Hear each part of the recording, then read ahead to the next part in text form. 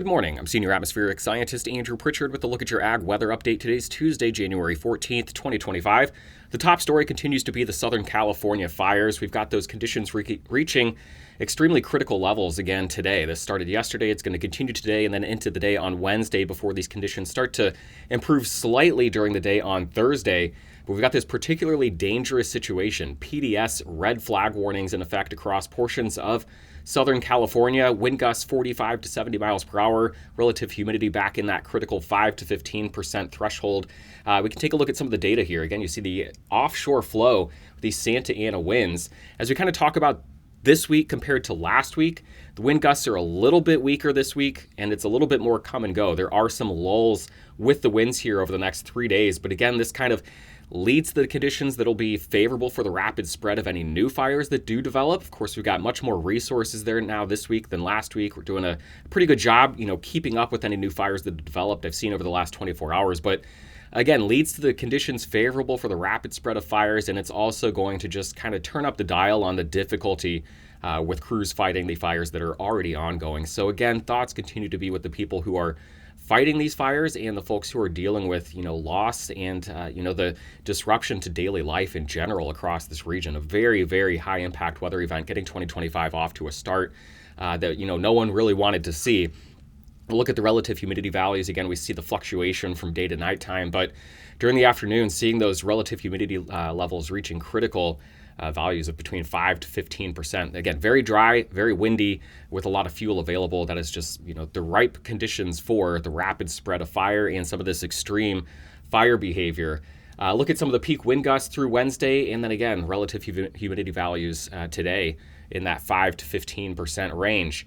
The other story today, we got these shots of Arctic air, folks, in the Corn Belt. You got another one on the way right now. We're seeing some flurries move through parts of the central and eastern Corn Belt. Behind this system, another shot of cold Arctic air. So this morning, temperatures below zero across parts of the Dakotas into the upper Midwest. We'll see this colder air make its way into the Corn Belt over the next 24 hours. So tomorrow morning, Wednesday, waking up with single digits near zero across much of the central Corn Belt. We're talking about Minnesota, Wisconsin, down into Iowa, Illinois, and Indiana, feeling the cold air. I'll be making my way down to Bowling Green, Kentucky tomorrow evening, just kind of riding this cold air mass south. Now, we do see some moderation as we get toward the last part of the week into the weekend. You see some of the mild temperatures starting to build back in, but that is brief. Got another shot of Arctic air coming in over the back half of the weekend into early next week. This is going to be a much more substantial cold snap, one that could send freezing temperatures all the way down to the Gulf Coast, all the way down to northern Mexico. As we just kind of look at this, you see the mild temperatures coming in over the back half of the week before this next big plunge of Arctic air comes down. You can see it right here. Here's the moderation late week.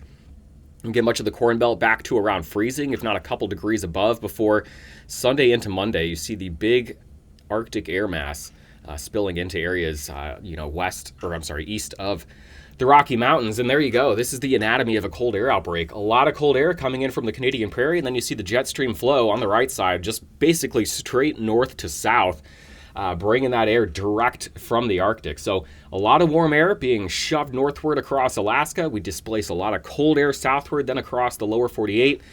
Coming to a social media feed near you or to your local news is going to be the posts that say, today it's colder in insert central U.S. city here than Anchorage, Alaska. And again, that is kind of the anatomy of these big cold air outbreaks. We sent a lot of warmer air northward to Anchorage, Alaska, the Alaska area. So they'll be dealing with unseasonably mild temperatures. At the same time, we're seeing temperatures some 10 to 20 degrees or more colder than average. So yes, it'll be colder in a lot of central U.S. cities than it is in Alaska next week with this cold air outbreak. Now, how cold is it going to get? We'll look at some of the early probabilities.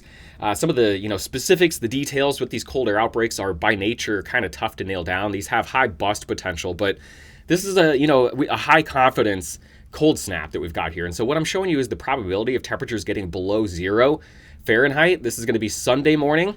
So Sunday, you're seeing that cold air starting to make its way out of Canada into the northern plains, the upper Midwest. This is Monday morning, potentially seeing those below 0 temperatures, especially where we have a healthy snowpack on the ground from Kansas over to the eastern Corn Belt. This is from that winter storm about a week ago. The snowpack helps to drag those temperatures down a bit more, kind of just, it literally is, a freezer, an ice pack on the ground there. So especially when we have cold winds, We get some really extreme radiational cooling there. So this is Tuesday morning.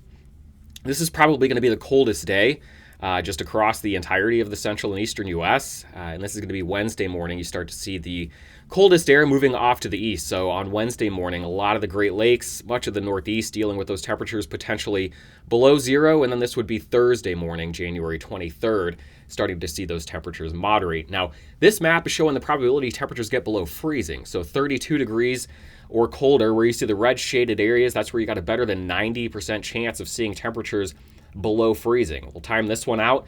Again, this is Saturday morning. This is Sunday morning.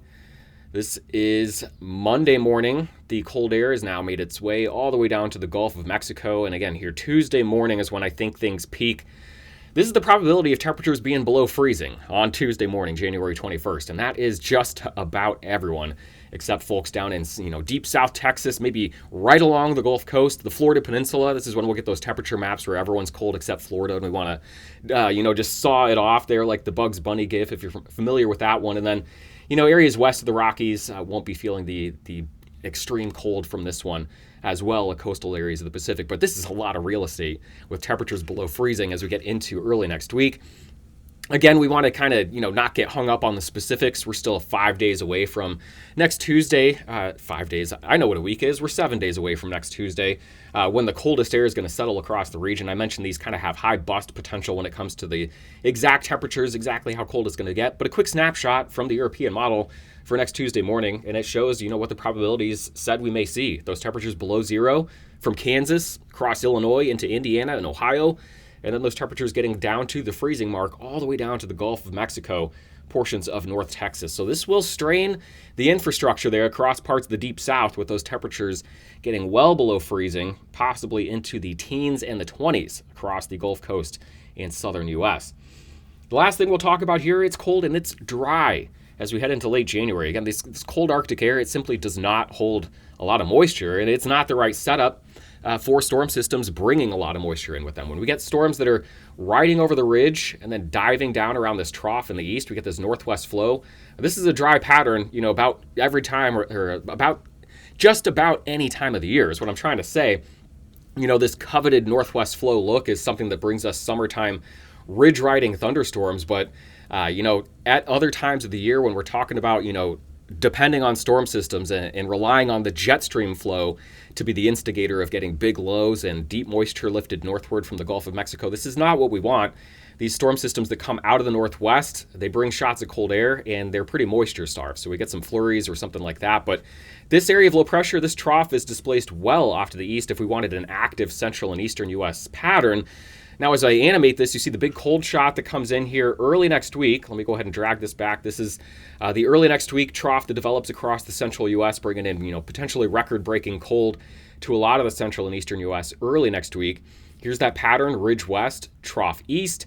This is what the models have continued to kind of hint at in that 2-week time frame. I mentioned the trough being too far east. Well, this is what you would want.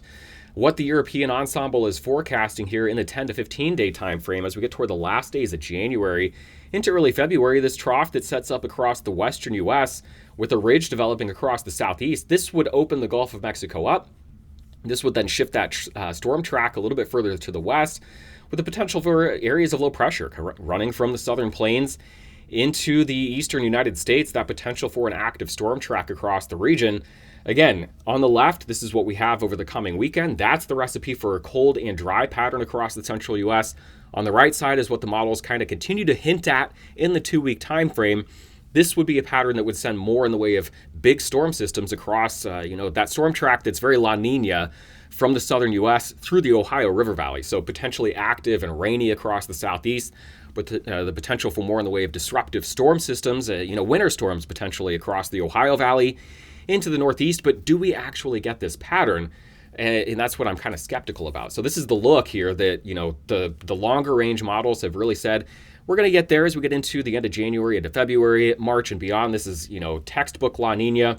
The ridge of high pressure shifts off to the west toward the Aleutian Islands.